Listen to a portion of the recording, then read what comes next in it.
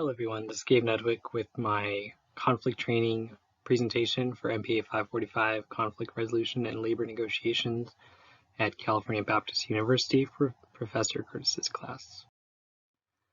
So the first journal article I looked at was entitled Virtue and Vice of Workplace Conflict.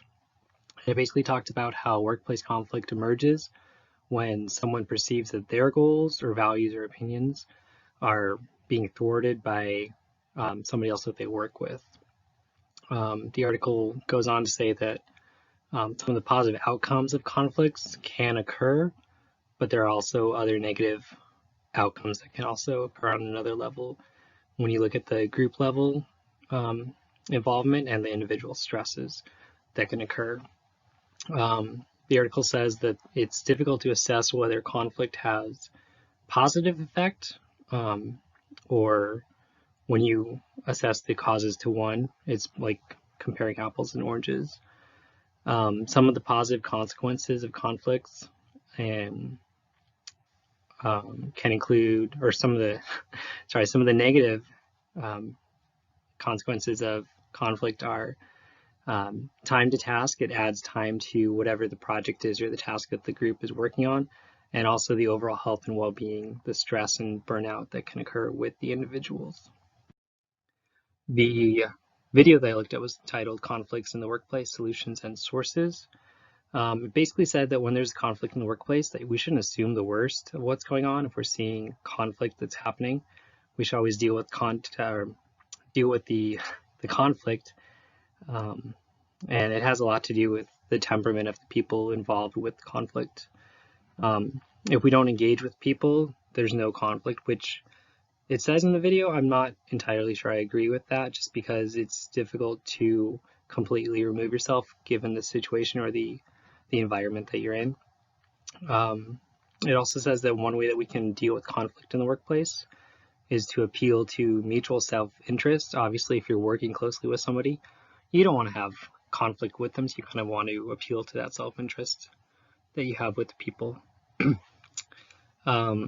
Conflict, it's also about knowing that it's not always about being right. We don't always have to assume that we're right or they're right. We always have to work through that. We have to put ourselves in somebody else's shoes. And it also involves just active listening. If we perceive something a certain way, we should talk to the person and figure out what they're feeling. One of the news articles I read is called Extinguishing Workplace Conflict Within a Virtual Team. Again, sticking with kind of the world that we all live in now, with having to deal with teams and groups working together via like Zoom and things like that, and how it can be difficult to kind of figure out some of these conflicts in the virtual environment. But it says some of the red flags that we should look for are if there's a tense atmosphere, which we can all pick up in a group. Well, hopefully we can pick up in a group setting. If there's a tense atmosphere, if people are kind of closed off and not really participating the way they should, it might be one of the red flags. Another one is lack of support. If somebody's always trying to bring up new ideas, but people are shooting them down and there's just an overall lack of support, that can be another red flag of workplace conflict. Another one is accusations of favoritism. Again, if it seems like somebody or a few people are always trying to get or always getting the favoritism, that can lead to conflict within the workplace as well. Another one is perceptions of unfairness, which is, again, kind of just the counterpoint of the accusations of favoritism. The perception of unfairness is just, again, the same thing. Another thing that I brought up in one of my videos a couple weeks ago is body language and behavior. If we're dealing with people over Zoom and like virtual meetings, things like that, we need to be more perceptive of body language and just the overall tone, things like that. The news article goes on to talk about how to resolve some of these so that they don't boil over. First thing it says is just nip it in the bud. If you or somebody in the group starts noticing workplace conflict, the best thing to do is obviously take care of it quickly. Virtual meetings, things like that, set ground rules. Also avoid resolving issues over email. It's easier, obviously, to deal face-to-face, and if we're doing that via Zoom or video chat, then we need to find other ways of dealing with it. Keep lines of communication open, and if it gets really bad, call in a mediator.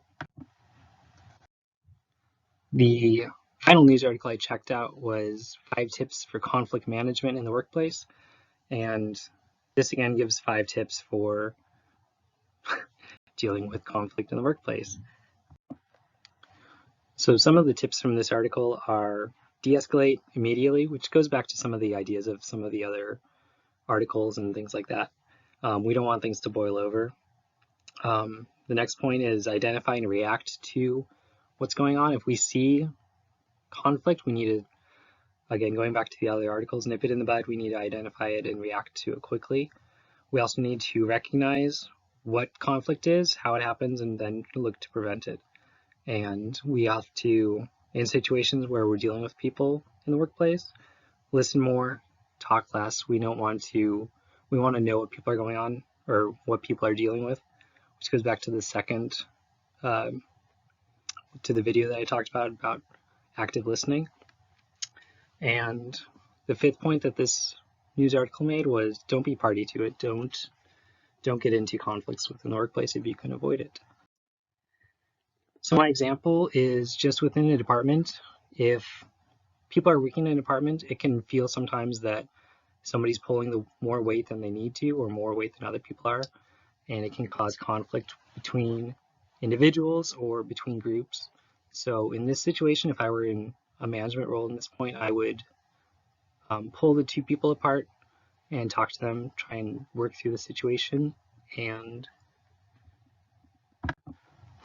try and get them to come to an agreement. If they're unable to do that, then I would try and take them to a higher level of mediation or something along those lines, just to try and figure out what the issue is and get it worked out.